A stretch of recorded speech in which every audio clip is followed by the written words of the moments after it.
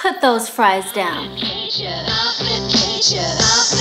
Hi! Welcome back to my channel. My name is Cerise. I'm a dietitian and I'm here to give you a better understanding when it comes to nutrition, so hopefully you can use that knowledge to filter out the nonsense you see on these internets. So in my last video, I gave a short introduction to macro and micronutrients. So if you missed it, just click on the link in the description box. Over the next few weeks, each subgroup will get a separate video, starting with carbohydrates.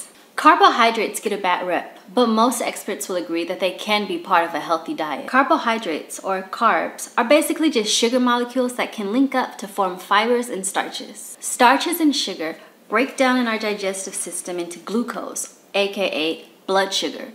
And glucose is essentially the fuel that provides our body with the energy for all its functions. Dame más gasolina. It's common to see carbohydrates categorized as simple and complex. So let's start with simple. So simple carbs are basically the devil. I'm joking, because simple carbs actually include the sugars that naturally occur in fruits, vegetables, and milk. But the foods that give this group a bad rep are all the processed sugars, like white sugar, brown sugar, honey, molasses, etc., and all the foods and beverages that are sweetened with them, along with processed foods like white bread, white rice, some cereals, cookies, baked goods, etc. And you're probably wondering, why are these foods so unhealthy if they taste so good? My mind is telling me no, but my body's telling me, put those fries down. The truth is, foods that lack fiber metabolize rather quickly into glucose, causing sudden spikes in our blood sugar levels. And those spikes in our blood sugar levels trigger the pancreas to produce more and more insulin, which is a hormone that promotes fat storage. Basically, it's easy to gain weight if you're eating too many processed carbs. Okay, now on to complex carbs, which includes fibers and starches. Dietary fibers, also known as roughage, unlike sugars and starches, never completely break down during digestion.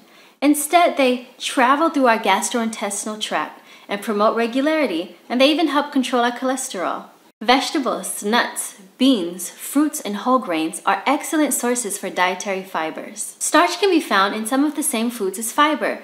It's just that certain foods are more starchy than fibrous, like white potatoes, whole wheat bread, some cereals, corn, oats, peas, and brown rice. So they should be eaten moderately. So to summarize, foods with high fiber content metabolize more slowly, so there isn't that huge insulin spike, which is especially important in people with type 2 diabetes. And because they metabolize slower, complex carbs can provide the body with energy over several hours, meaning that they're more filling, which can help manage your weight and consequently reduce the risk of getting all the diseases linked to obesity.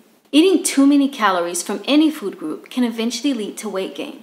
But eating carbs low in fiber, like cookies, chips, and sodas, often contain a bunch of calories and hardly any nutrients, and we call them empty calories. And foods with high fiber content are usually rich in vitamins and minerals, minus all the calories, So as a rule of thumb, when it comes to carbs, choose ones that look pretty close to their source. Like, if you can't tell that once upon a time it came from a plant, skip it. And that's your bite-sized chunk for today. Like and subscribe if you enjoyed it. Peace!